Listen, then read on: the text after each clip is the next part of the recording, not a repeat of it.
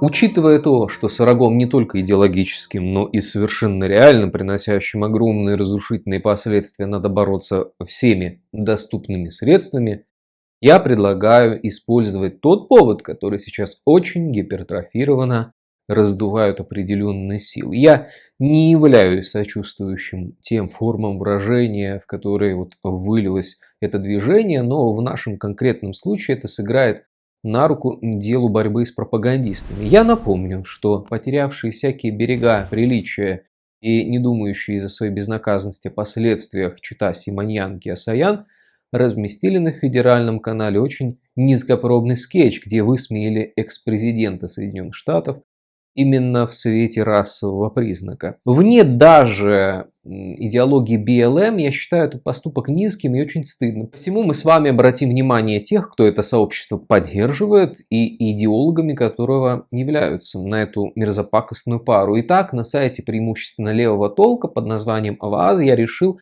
разместить петицию на английском языке, в которой, в частности, говорится следующее.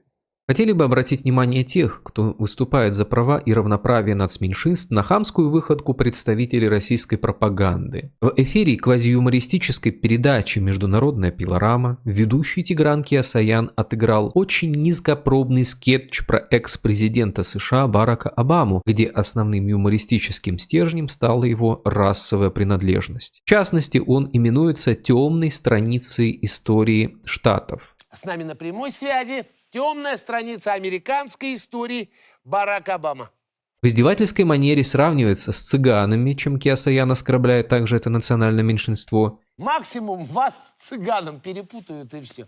И делается упор на то, что написанная им книга – это большой прогресс в развитии, так как, цитата, «до него, Барака Обамы, никто писать не умел». Потому что до меня никто из моих родственников вообще не умел писать. Доподлинно известно, что большинство сценариев для этих скетчей пишет супруга Тиграна Кеосаяна Маргарита Симоньян, которая также является главным редактором пропагандистского международного ресурса под названием RT. Считаем, что такой в попыхах состряпанный сценарий, который не отличается ни остротой юмора, ни техникой исполнения, является реакцией на недавно выпущенный труд экс-президента Барака Обамы про нынешнего президента России Владимира Путина, а потому эта шовинистическая окраска продиктована именно политическими мотивами. Многонациональный народ России категорически против таких выпадов своих официальных лиц, которые манипулируют в своих политических делах подобными категориями. А потому мы категорически осуждаем такую риторику и просим присоединиться к этому осуждению другие общества. Британское издание The Times в-первых обратило внимание на этот позорный инцидент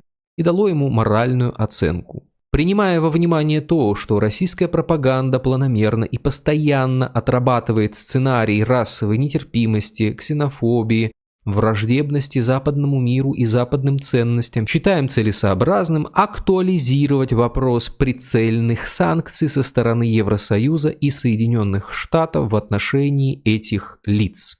Считаем также необходимым задать вам вопрос по поводу целесообразности нахождения такого средства антизападной пропаганды и агентства российского влияния как RT, потому что это не средство массовой информации и не журналистика, а инструмент влияния, который Кремль активно использует для политической и социальной дестабилизации. Обратите на это ваше пристальное внимание.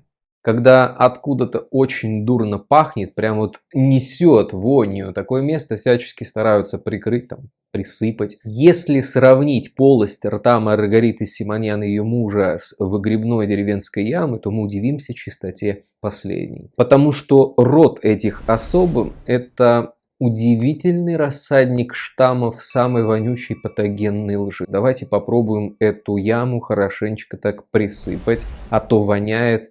Мама, не горюй.